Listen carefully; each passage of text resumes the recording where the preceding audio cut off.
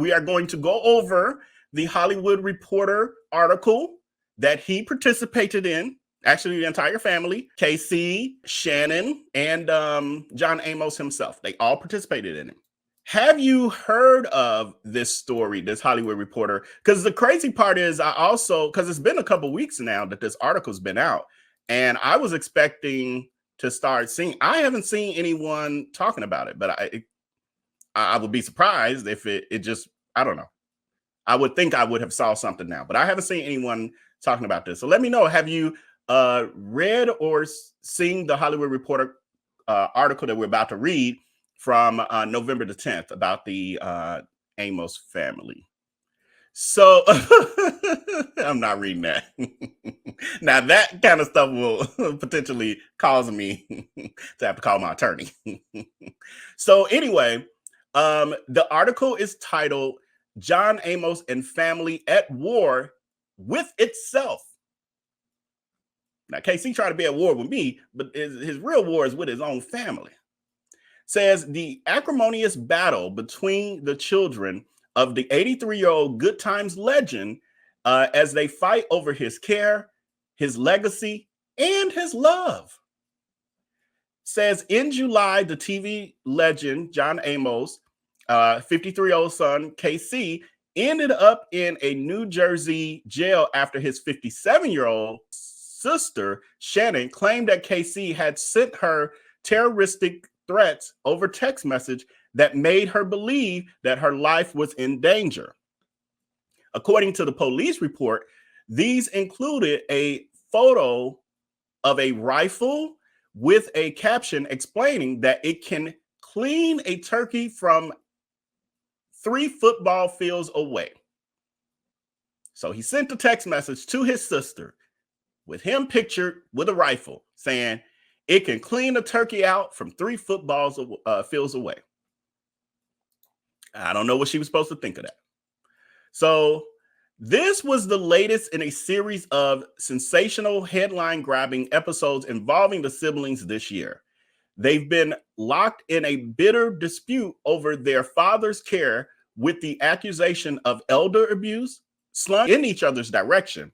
Yet behind the scenes, the Hollywood Reporter has learned through discussions with all 3 Amoses that the situation is both more and less than what it seems. The painful saga goes back decades and proves an unsettling X-ray on the family life of a man who became an icon, especially among generations of African Americans, for playing James Evans Sr. on Good Times. The claims and counterclaims conjure gothic drama, infirmity, obsession, revenge, deceit, and madness.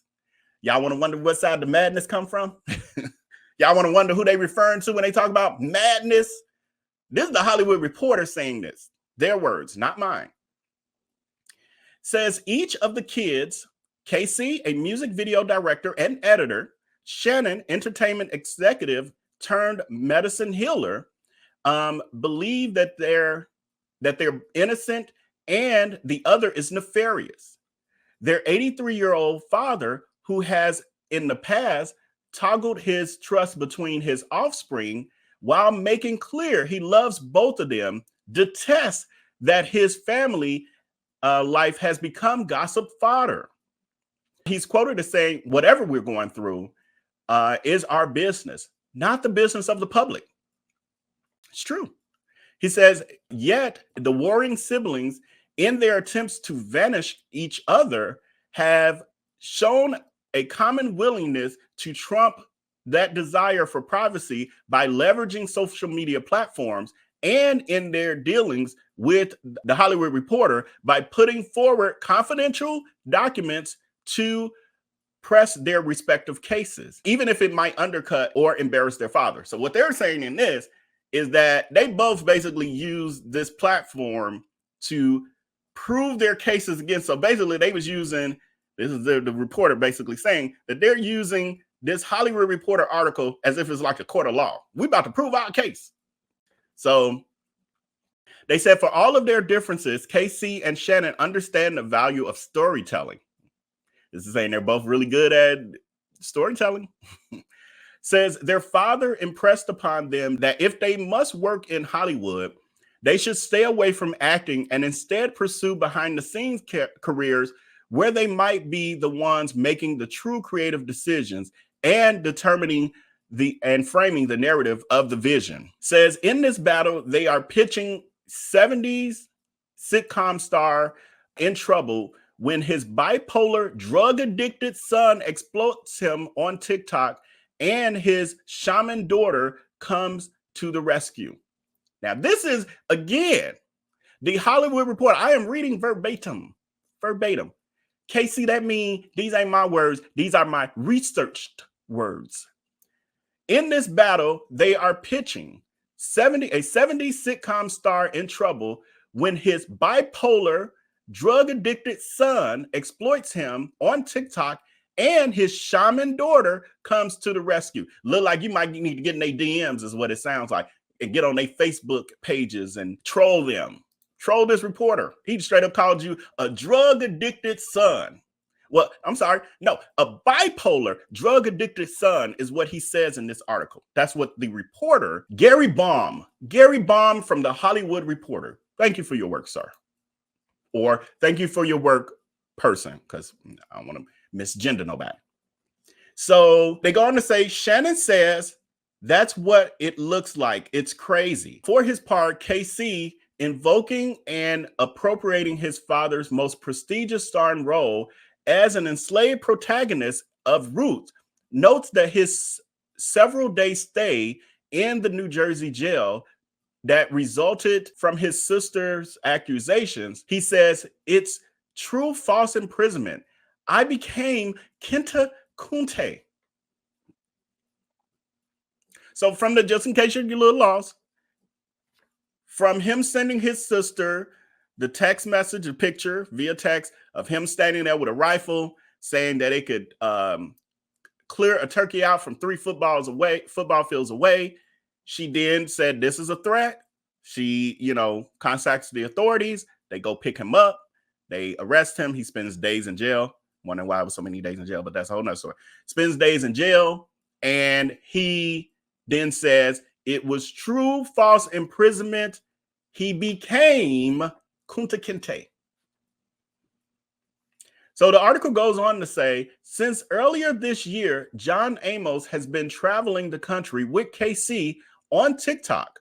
His son has depicted their journeys like a buddy comedy, while Shannon and the other members of the actor's personal and professional circles have regarded the spectacle with unease, especially because it has included stays in medical facilities in multiple states. Multiple states.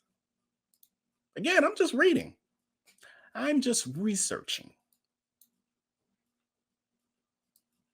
So in October, they arrived in Los Angeles to take business meetings. It says in October, they arrived in Los Angeles to take business meetings soon after the Hollywood Reporter met them for lunch at the Marina Del Rey Hotel. KC, in a psychedelic shirt and wafer, vacillated between being solemn, upset, and casually as loose as he appears on his TikTok. Just and then very solemn, and then like, I can't believe this, all in the same meeting. And they're saying as he appears on his TikTok, where he amassed almost 500,000 followers by posting a substantial amount of content involving his dad, the legendary John Amos. John, in a wheelchair, was far more even-tempered, fielding the questions in his signature dignified baritone with a no-nonsense sharpness, although nodding off half an hour into the conversation, prompting his son to gently nudge him. So John Amos is in a wheelchair at this meeting with the Hollywood reporter, and John Amos is participating in his wheelchair, just talking. He's participating in the interview, and then he nods off to the point that the reporter's like, is he okay? And he KC nudge him. Oh, you can't. Hello. We try to keep up appearances.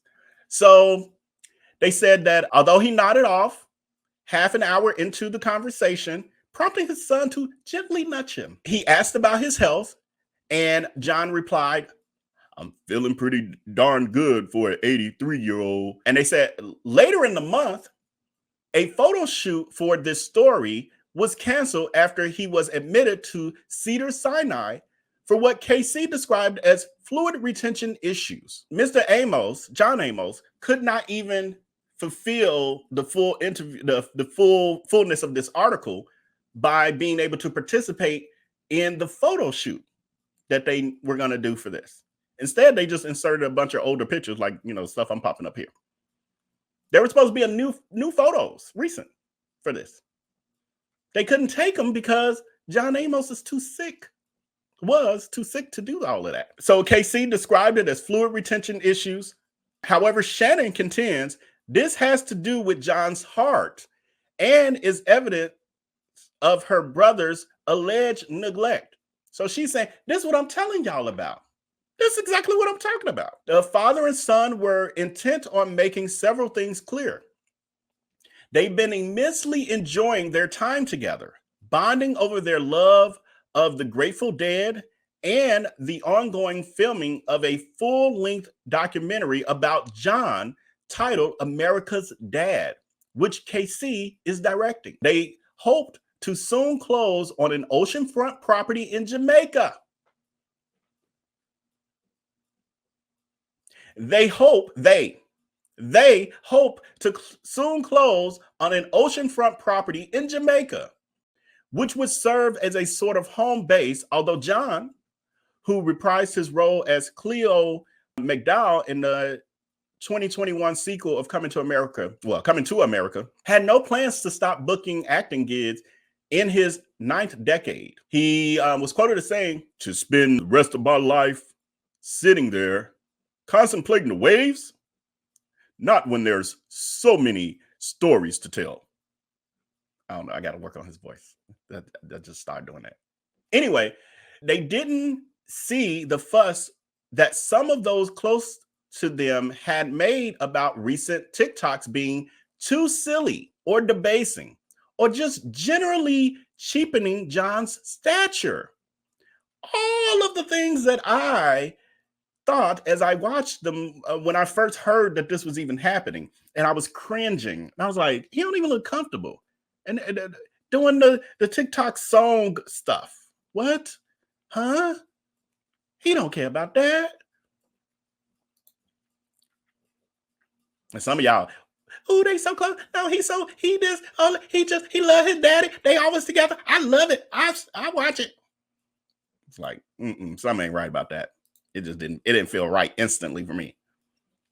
Anyway, several of those same individuals reiterated their concerns to the Hollywood Reporter, although they declined to state them on the record, out of concern for further straining their relationships with the actor. So basically, they said that John Amos stated he feels like his family life should be private and all of that.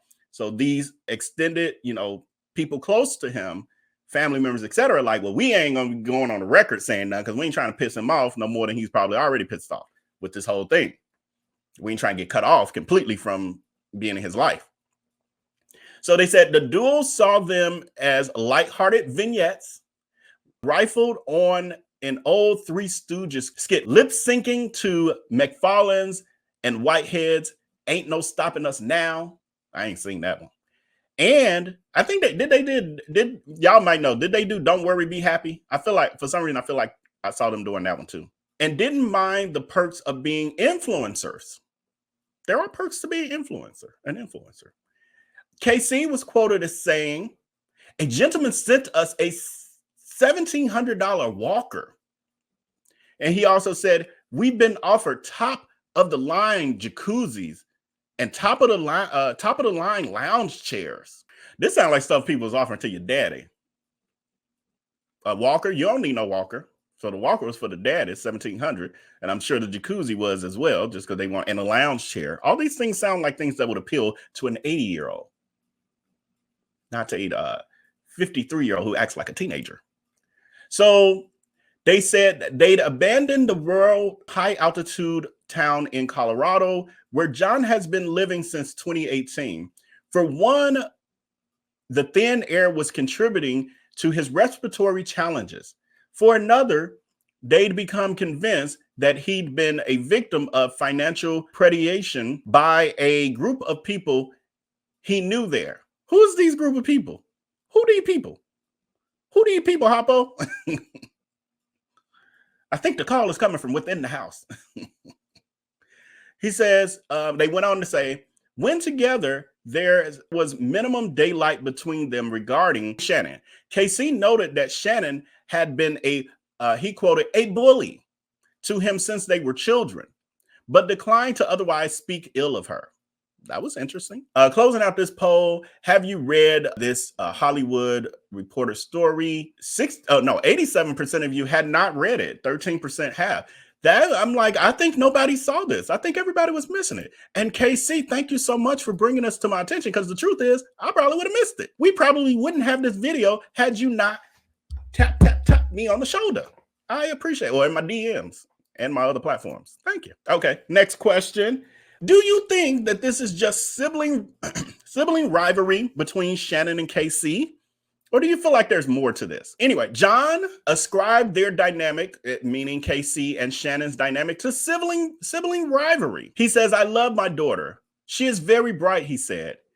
In the final analysis, I think she means well, even if she might be going about this in the wrong way.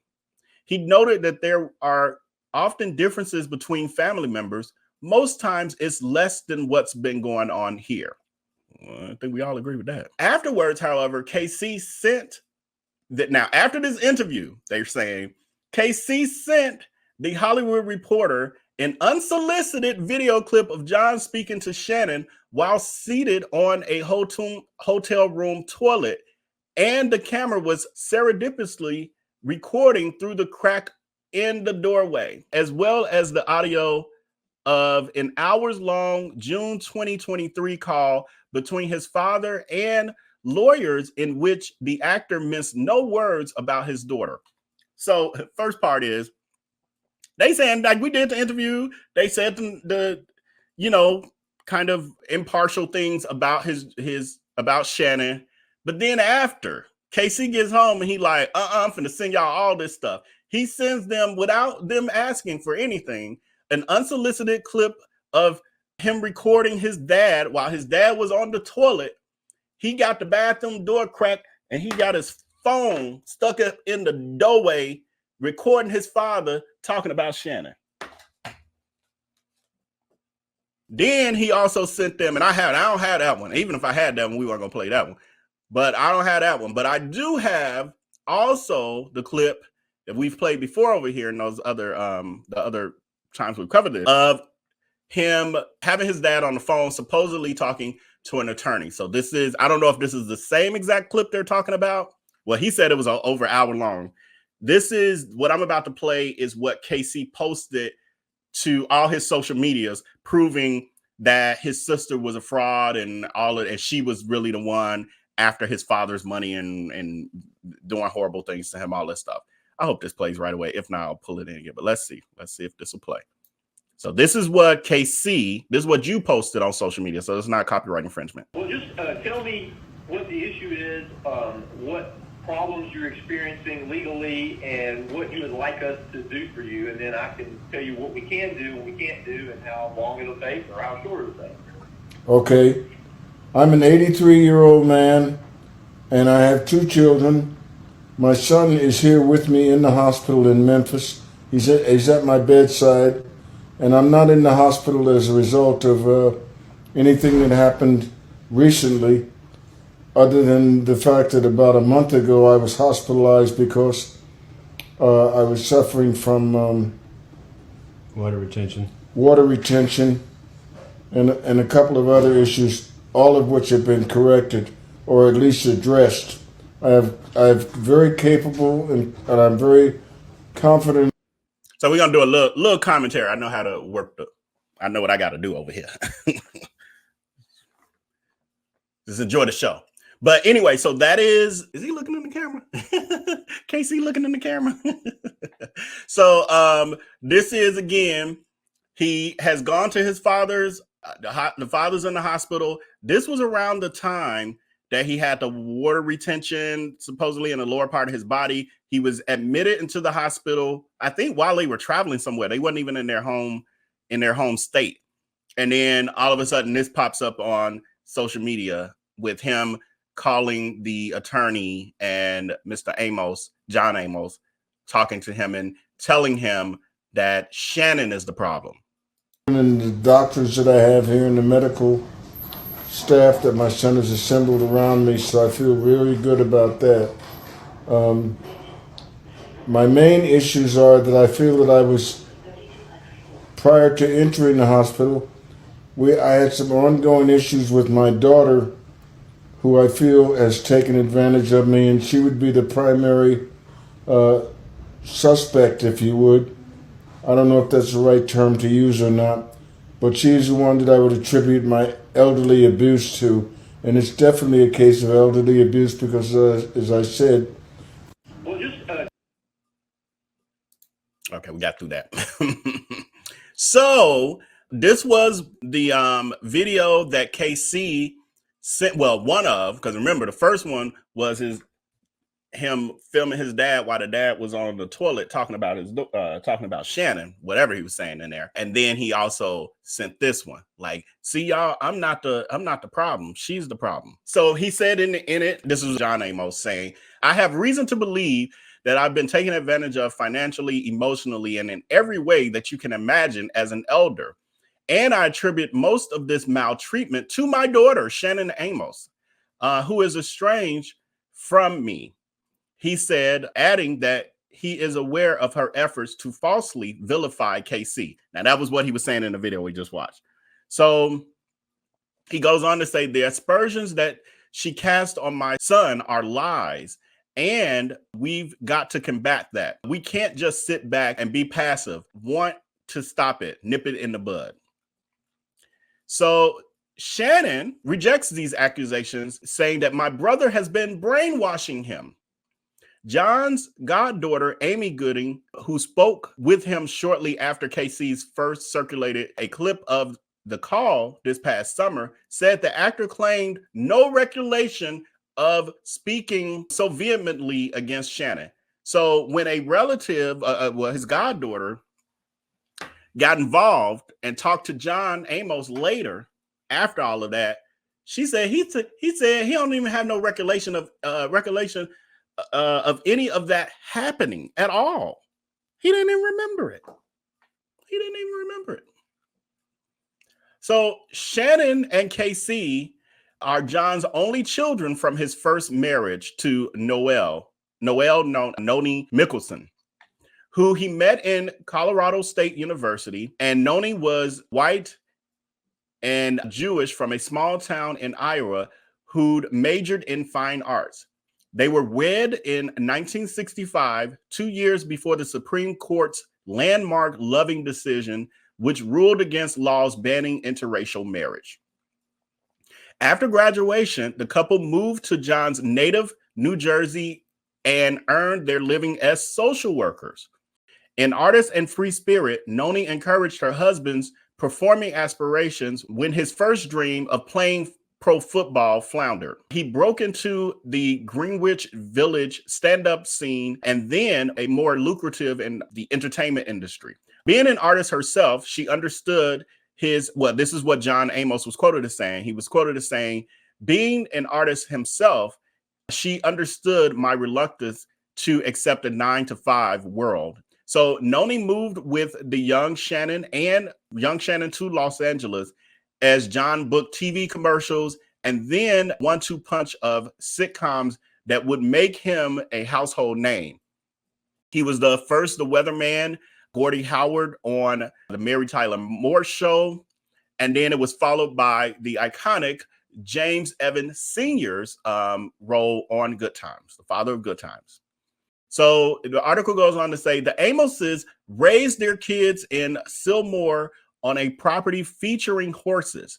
Noni was a talented equestrian. At first, the house was full of pool parties and cookouts, populated by the likes of Ben Vereen, Margaret Avery, and many other celebrities. And then Shannon explained when her father was working, he was the best dad.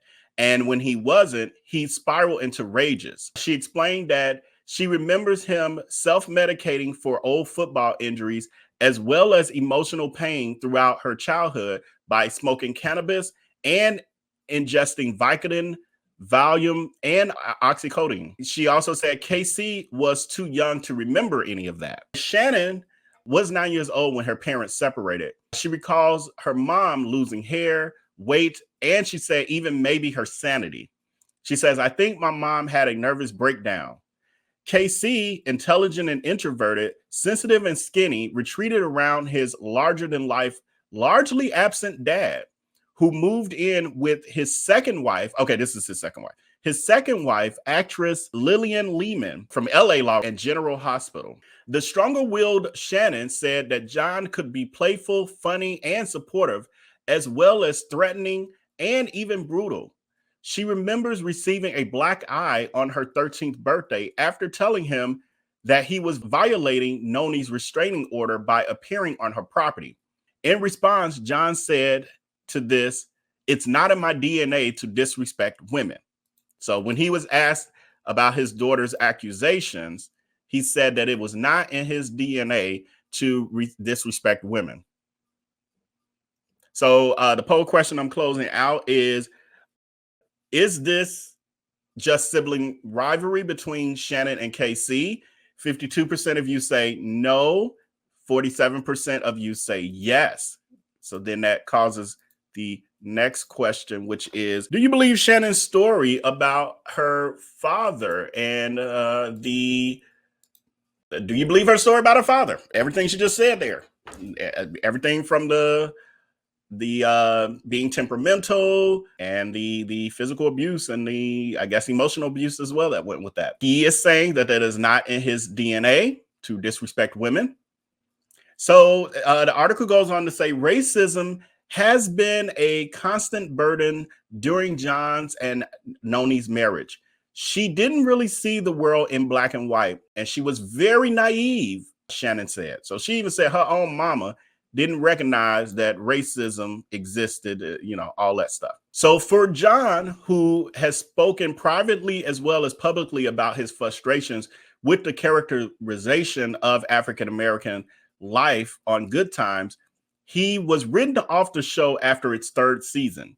It was a constant torment, whether at a gas station or in renting an apartment or a family road trip, or long after becoming a TV icon. In meetings with Hollywood decision makers, he would be told that he was too black, he was too ugly, his nose was too big, Shannon said. They talk about him like he was an animal.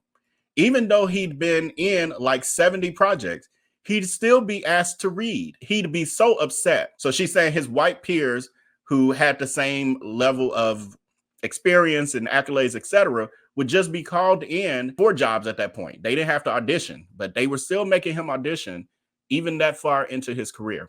John discouraged his kids from following in his acting footsteps.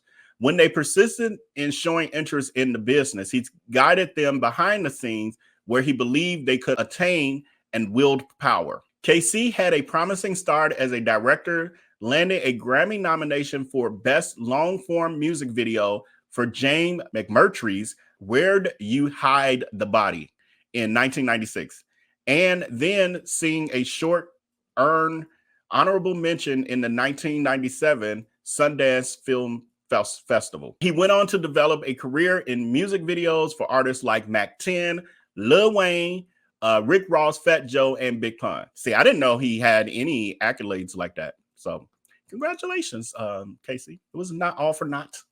Says, meanwhile, Shannon worked in entertainment production, first on Yo MTV Raps and for BET programs, then at Warner Brothers as an executive handling marketing campaigns for movies, including I Am Legend and Blood Diamond. In 2003, when Casey made his first feature in an indie blaxploitation spoof starring John called The Watermelon Heist. His father was in this one too. Shannon produced it. For the siblings who together attended the Grammys telecast when KC was a nominee, the collaboration was a big high point for KC. Shannon thought that they had a different takeaway. She said that she had negotiated a straight to video deal, she says, and he stiffed her. And she was really pissed about it. However, KC denies that. He said he didn't stiff her. That didn't happen. She made it up. Shannon spoke to The Hollywood Reporter by phone and by video in her Playa del Carmen, Mexico home, where she facilitates as a shaman ceremonies for international visitors. She says, she was quoted as saying, "I'm in the work that I do now because I came from a family that struggled with addiction issues and mental health challenges and generational trauma." She says, "I've had to do a lot of work on myself to remove myself from that chaos." So they were saying, while it's clear in word and deed that Shannon is furious with her brother, her disposition is abidingly mellow, except for moments of knowing laughter and a few tears. So she wasn't all over the place like the experience that this reporter had when he talked with KC. She was quoted as saying, "This has been ongoing so long that there's nothing he could say or do at this point that could get my blood pressure up." So she like, y'all know this. Some of us been through it. Some of y'all out there, y'all know this. Somebody done took y'all through it so much, family, friends, etc., that they shenanigans don't even move you no more. they don't have no effect on you no more. That's when you through. You through at that point. They done took you through it a few times. They done been forgiven a few times.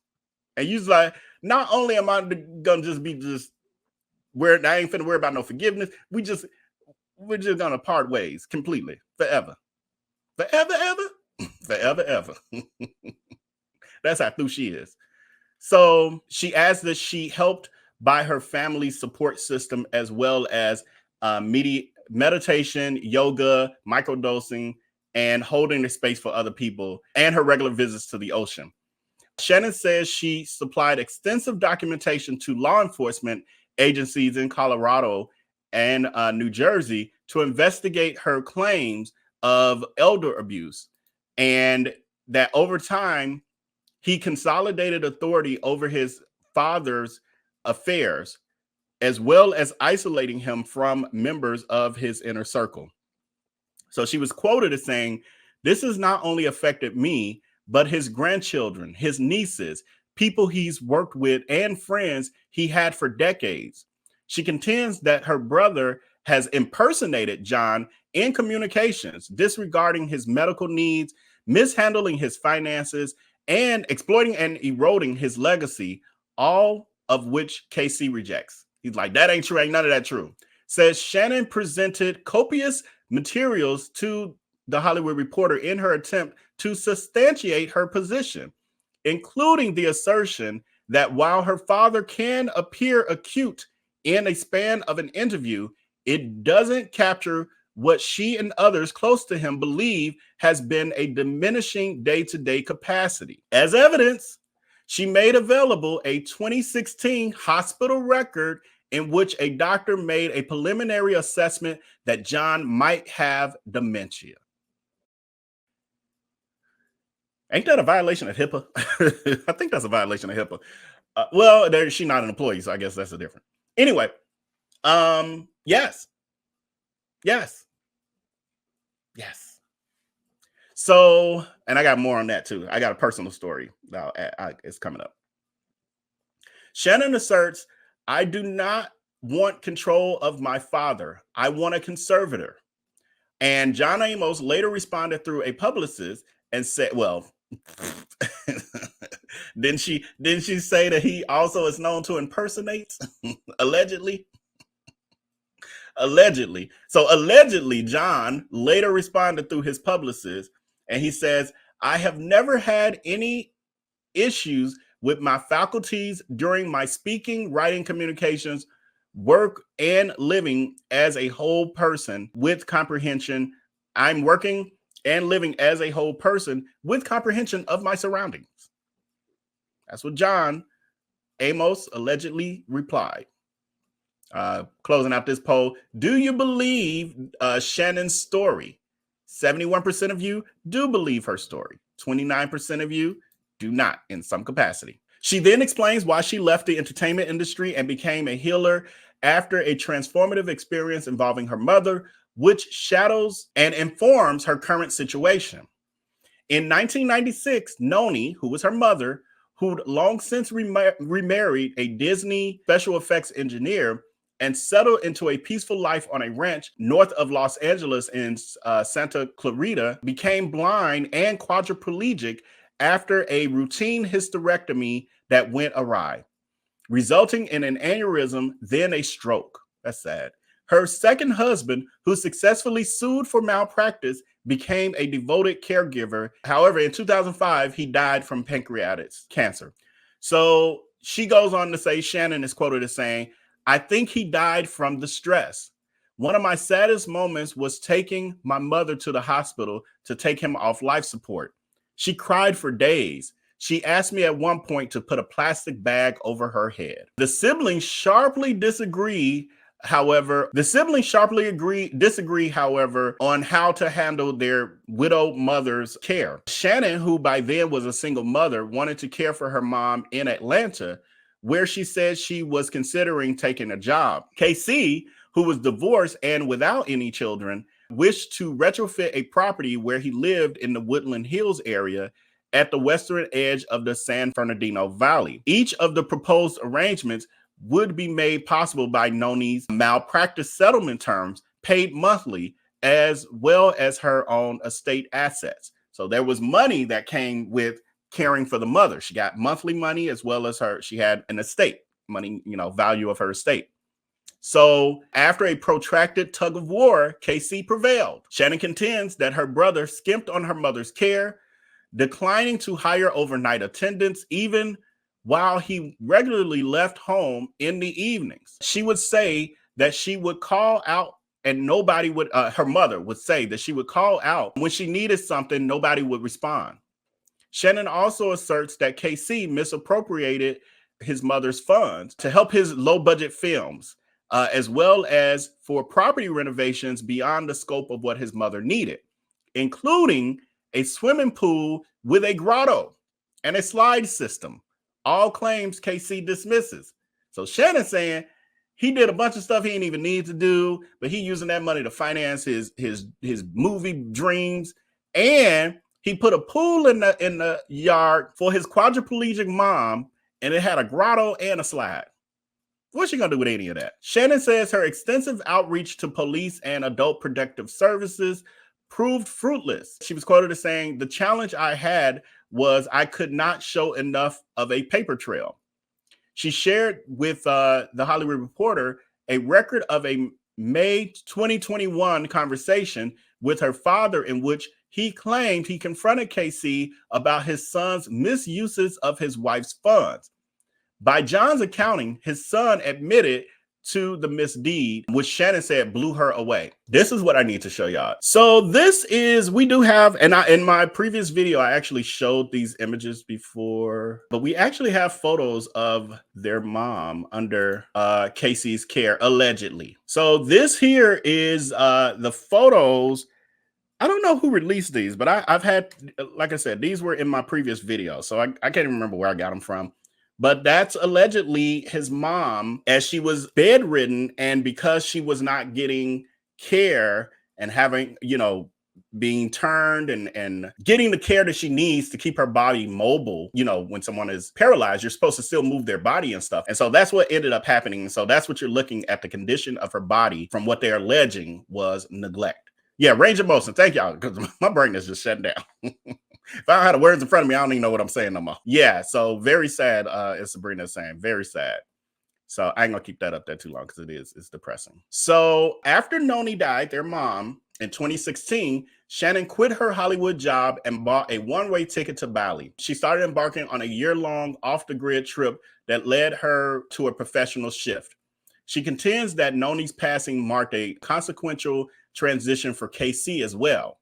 She said a month after she died, a SWAT team disarmed him during what she took to be an acute mental health crisis, and he was placed on an involuntary hold at a local hospital. I mean, considering maybe allegedly if these things were true, and then all of a sudden you're losing your cash cow, maybe you're not necessarily grieving the loss of the person, but you're grieving the loss of the finances. Maybe, allegedly, anything's possible. Goes on to say, at one point, Shannon reconciled with KC, who she came to believe was a well-meaning but troubled figure. But they fell out again when she alleges she found illicit drugs in his car, which he denies. This is not sibling rivalry, she insists. Now, that's for y'all who said, yeah, they just sibling rivalry. She's like, this ain't sibling rivalry. She's telling y'all. She says, this is about a sibling who is struggling with addiction and mental health issues and a codependent parent who can't take care of himself and who is enabling him. They go on to say KC denies that he is struggling with illicit substances or psychological illness and expressed skepticism about the legitimacy of Shannon's own serious medical challenges in recent years, which resulted in her father providing financial assistance. Shannon responded by saying, she was quoted as saying, Black women are constantly dismissed when it comes to healthcare. So I think it's sick that he would question that. Shannon says that the relationship would reach a new low earlier this year when she learned that her father, whose health had been worsening, had been hospitalized once again while traveling with KC over a preceding couple of years. He spent an increasing time with John, and in recent months seemed to her to be capitalizing on the closeness with his burgeoning TikTok presence. Shannon notes that John hadn't been seeing his doctors as regularly as he should be, a rare point which KC agrees. So KC agrees with her on this. It says, although he contends it's not for lack of urging on his own part. KC is quoted as saying, in regards to why his father does not go to his regular doctor's appointments, he's quoted as saying, I let people make their own choices. I believe in free will. Okay. That what you do with your parents, though? With your parents? I'd be like, you don't get your, we going today.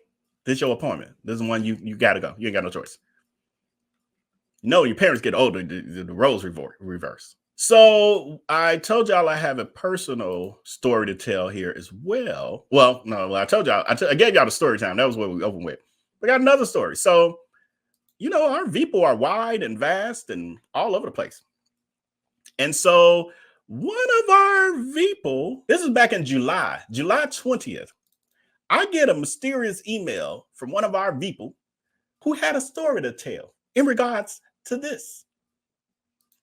Let me just pop it up real quick. There you go. You see it's there. It's real. Titled John Amos. There you go. Put their picture back up and I'm going to read what the email says. So it says, let me put the picture that some of y'all so impressed with thinking it's just a happy situation. Those little TikTok. So says, I would appreciate you keeping me anonymous. Mr. Amos is suffering from early offset dementia. I met him here in Memphis during a press conference where he was in and out. A lot like what we just heard from the Hollywood Reporter. It's literally in the media. They're saying the same thing. He had just left Colorado by plane and with his son the night before and had been somewhat coherent in one instance and asleep in his chair the next. This is not the Hollywood, just in case anybody a little lost. This ain't an email from the Hollywood Reporter person. Bro, what's his name? Brad something? This ain't from him. This is somebody totally different. This is one of our people. I know the story's so similar, I don't want y'all to get confused. Some of y'all know, but just in case. I know some people, tune out for a second and they be like, what are we talking about? Oh, the Hollywood Reporter wrote him? No. This is one of our people. Says he had just left Colorado by plane with his son the night before and had been somewhat coherent in one instance and asleep in his chair the next. He came to Memphis for a press conference with his son about films that KC is creating. One of them, which he states his father was narrating, I was worried about Mr. Amos the whole time. When I questioned KC, he stated that he was exhausted. They got that in quotes. But he also stated that Mr. Amos was going through the early stages. Oh, but now we ain't going to admit it when in this article. Just as you stated, Mr. Amos is a prideful man and a really good man.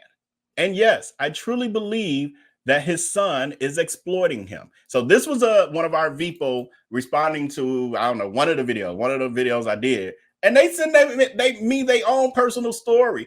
And they basically say, Vell, you hit the nail on the head. I know you ain't seen it, but through your research, you have a good handle on what's happening here. And I can attest to that because I was there. I've seen it myself. That's what they saying. Okay, the other email, I'm gonna leave that out. I'm glad I didn't put it on the screen because they gave a little context that might help KC know who it might be. Anyway, back to this article. Yeah, we left off on I let people make their own choices. I believe in free will. Okay, so now we got that out.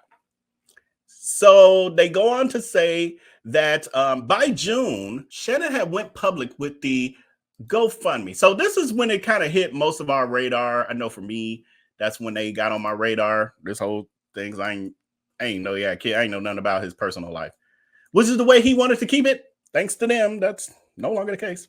So back in June, Shannon went public with the elder abuse and neglect allegations. She also launched a GoFundMe campaign requesting up to $500,000 in assistance, with legal fees, long-term care, ongoing medical treatment, and the costs associated with his recent hospitalization in another state away from home, because KC wouldn't keep him at home. While the appeal was short on specifics and didn't name her brother, it did say the donations would aid in, I quote, holding the perpetrators accountable. Yet after this, John, in a video that KC helped circulate, disavowed Shannon's efforts and named her as the problem party. She took down her GoFundMe page and was left on the defense. She was quoted as saying, I do not want or deserve to have my reputation dragged, she said. We all know we lived through that. So we all know that. Those of us who pay attention to the story, we know this part of it. So they go on to say, a week after the Hollywood Reporter met with his father, KC screened a rough cut of his 2-hour documentary called America's Dad in a dark hotel suite in the Marina del Rey. The movie covers John's early life, meteoric career rise, and reconciliation with the Good Times creator, Norman Lear. At one point, John recalls a UFO sighting. He was quoted as saying, it was, I'm sorry, I was about to try to do a voice, now my voice wasn't cooperating. He was saying it was a light that appeared and took off. And at another, he is shown accepting a traditional cloth garments from the film commission in Monrovia, Liberia. Now, what I was lost with, because again, I read this article before. They said at one point, and y'all let me know in the chat what y'all think, because this throws me off a little bit. At one point, John recalls a UFO sighting, and he was quoted as saying, it was a light that appeared and took off. And then they said at another, he's shown accepting traditional cloth garments. Like, are they alluding to Mr. Amos rambling or something? Because I don't know. It wasn't making sense to me. It doesn't seem like it was connecting. Could be my reading though. I don't know. Says John Senior Amos was quoted as saying, "I feel like a kidnapped child who has been brought home. This is the biggest honor I've received in my career." The film doesn't delve into his private life. There's little mention of his wife or kids. Do I want to see this? I kind of want to see it. I still want to see it. Afterwards, KC expressed bafflement about his sister's allegation. He has no idea why these allegations, why she would say any of these things. It's a mystery to him. Went on to say that what he sees as his pure-hearted role in caretaking his mother has been recast as cold-hearted, that he in any way misappropriated her money, which he denies, that he wouldn't have his father's best interest top of mind, and that his sister, whom he refers to only as the other sibling, has mounted such a vigorous and long-running effort not to just remove him from what's become his managerial role in his father's life, but, as KC puts it, to unalive him. He was ranting is what they saying, y'all. He went on a rant. He's there for the movie, and the movie don't even talk about his personal, the family, but then he brings up that stuff. In this, KC points to Shannon's proclivity for contacting law enforcement. He claims that she's called the police on me 24 times until she finally succeeded in New Jersey, he says. This would be why she says he can't even get my blood pressure up at this point. She is through. She'd had to call the police on this man 24 times, allegedly. She through. Shannon thinks that, they go on to say in the article, Shannon thinks that number is exaggerated, although she doesn't deny it's been a lot. She contends it's mostly been for wellness checks for my mom. Whenever they showed up, he thought it was against him. Nevertheless, KC cast Shannon as a hypocrite for marching in a 2020 Black Lives Matter protest about police brutality while initiating what he perceives to be unnecessary encounters that could have eventually ended with me, this is his quote, could have eventually ended with me facing similar fate as George Floyd. Wasn't good enough that he used Kunta Kinte earlier in this story. He got to also throw in George Floyd. As for the New Jersey episode this past summer, he claims that Shannon edited the text that landed him in jail after he cut off contact so that they sounded like he was threatening her with guns, when he was simply informing her about his ability to protect their father from purported financial fraudsters who they believe pilfered from John's bank accounts in Colorado, a free carry state. It was just, he's quoted as saying, it was just, hey, nothing's going to happen to our father. Sorry, y'all. It was just, hey, ain't nothing going to happen to our father. So that's what he's claiming. You need to show her a picture of a gun to show, to say I got our father. He contends that Shannon's recording of John's acknowledging KC's misuse of Noni's estate have been coerced, explaining, if you talk to my father late at night and plant a camera and start talking bad about a person, you can lead somebody and confuse them. Sounds like he's talking from experience, allegedly. He says, if you talk to my father late at night and plant a camera and start talking bad about a person, you can lead somebody to confuse them. Also, when you get them when they're talking on the toilet. Says, she simply hid a camera and hacked it together. Shannon says she can't speak to what put KC in a New Jersey jail because the court case is still pending, although she denies any record tampering. I'm going to show y'all this picture because I think I might have skipped over putting it in my notes. But here's a picture of what they claim was, and I showed this before in the other videos as well. They're claiming that this is what the inside of John Amos's Colorado home looked like. Not the beachfront Jamaican property, oceanfront that they're about to move to, but the one they left. We got, I thought it would be bigger, but anyway. Says the hefty bags filled with soiled diapers. In the fridge, you got spoiled milk and everything look like to-go containers and stuff. You have here unsanitary conditions, look like some unclean dishes. I think there was some ashes here. I can barely see it now. And then it's also captioned, KC's famous dad was living in squalor under his son's care. That's what's been put out there, allegedly.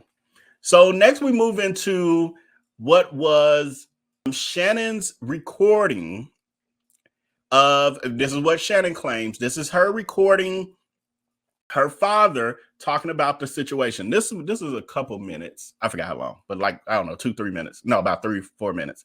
But this is literally John Amos allegedly talking about his son and all the stuff that they talked about behind the scenes. This is family talk. So she secretly recorded this. So you're of the opinion that he's still using drugs and misusing me and my money.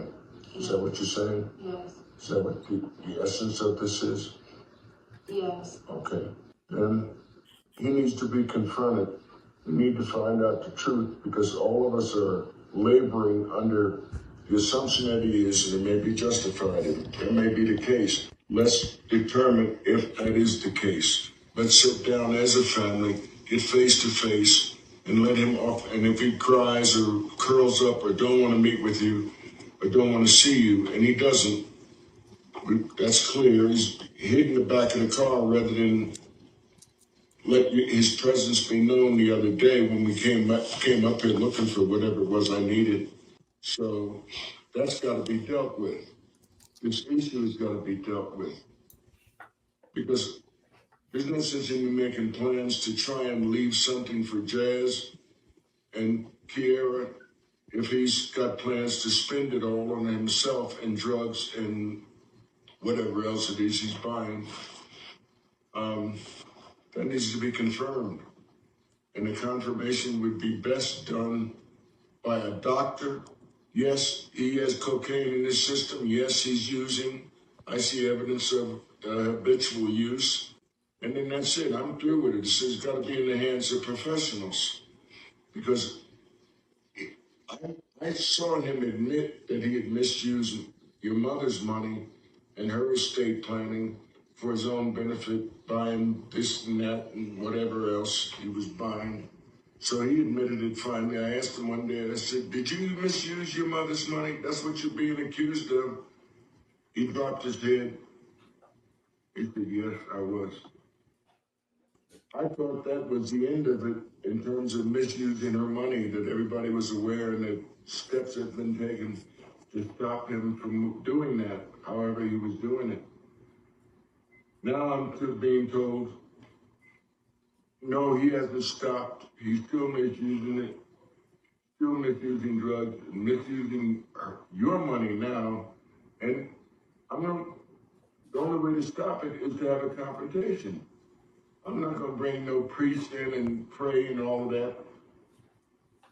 Come in here and sit down, man. Tell me. Because I have asked him in the last couple of weeks, I said, are you using again? He said, no, I'm smoking, but I'm not using. So I said, well. But an addict can't smoke. I'm not here to argue with you as to who can do what, Shannon. I'm just stating facts, as you did and as I listened for as long as you talk. All I'm doing is just stating facts. So the only thing I propose to do is, he's at his motel or in his room, or at the motel. Go get him, bring him here, and let's have this conversation with the whole family. It's gotta happen. It can't go on. It can't continue. I don't have no family life now. You come as bad as I want to be with Bill and you and Kiara. Sit out in the car till 3 and 4 in the morning. At my age, 81 years old, sitting on this car. Excuse me, Kiara, and y'all for using profanity as I talk to you. What the hell? I said, I come in here, I can't sleep. All I can do is watch TV. Get up in the morning, 5 and 6 in the morning, you can't sleep. Drive down to Willie's. That's my day. I said, I didn't want my life to be like this. Not here in Colorado. What am I running and hiding for? When the do I get some peace? That's always the part that gets me in that way. I forgot I ended it like that before, but John Amos ending by saying, when can I get some peace? That's sad. Like to be at this point in his life in his golden years and then have his kids acting, running amok all over social media and dragging the family's name. And it's a lot. It's a lot. So we're wrapping it up. Casey says his sister has engaged in a crusade of character assassination in hopes of making him seem, as he puts it, unfit. This includes claiming that he's emotionally unstable and has a dependency on hard drugs when he only has an affinity to marijuana. So he's saying that although her accusations, as in Shannon is accusing him of being into the hard drugs, he's saying he only indulges in marijuana, which is legal in many places. Colorado for sure, right? I don't know about Jamaica. I guess Jamaica probably for sure, right? Anyway, he's quoted as saying, she's some kind of self-proclaimed doctor asking if I have Asperger's. He says, although he acknowledges that he operates on his own wavelength. That's a code word. On wavelength. Okay. My video editor friends, we joke. You have to be at least an outpatient to have that level of focus. This is words, not mine. As for the time that he was involuntarily hospitalized, Casey claims, get this one. As for the time that he was involuntarily hospitalized, Casey claims that Shannon was responsible for getting it into his ex-girlfriend's head that it was going to be a good idea to have him swatted, meaning have the SWAT team show up at his house and then, take him off. To all of this, Shannon responds, I feel bad for him. He's really delusional. That was my favorite response from her, the whole article. I feel sorry for him. He's really delusional. So he's saying his claim, if you missed it, he said it was Shannon who got it into my girlfriend's head that it was going to be a good idea to get me swatted. Just for no reason. Your sister just call up your girlfriend and the girlfriend have no issue with you. Y'all ain't got nothing going on. That life is perfect. Just normal. And she like, you know what we should do? We should have my brother swatted at your house. We should have the police raid y'all house to get him and take him to the hospital. The girlfriend like, ain't nothing wrong with him. What are you talking about? No, I just think it'd be fun. It'd be entertaining. Well, I don't know. I mean, I've never had the police, raid my house before. So, okay, I'm down. Like, what? What? It might ruin my relationship with him. But yeah, let's just have him swatted. Okay. That's his version. If nothing else, though, the article goes on to say, the Amos siblings agree on the high drama of their shared tale.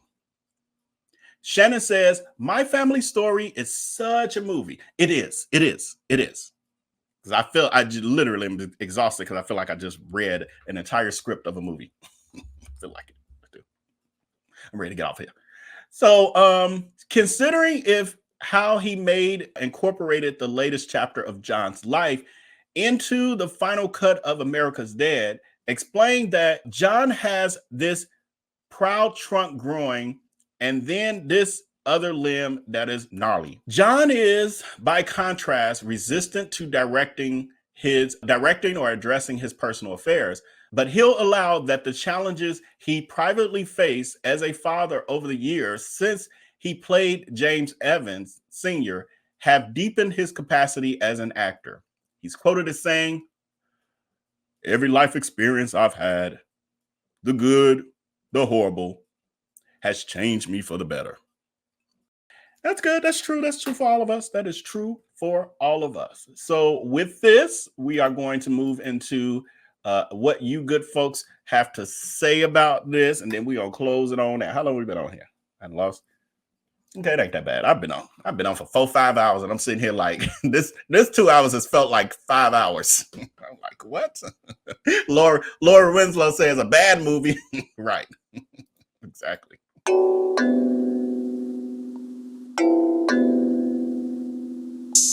Hey, poppin' like I'm supposed to. Watch out for the people that ain't close to. Speak a little something you could toast to. I ain't tryna hear about what you won't do. Moving like I meant to. Hit the ground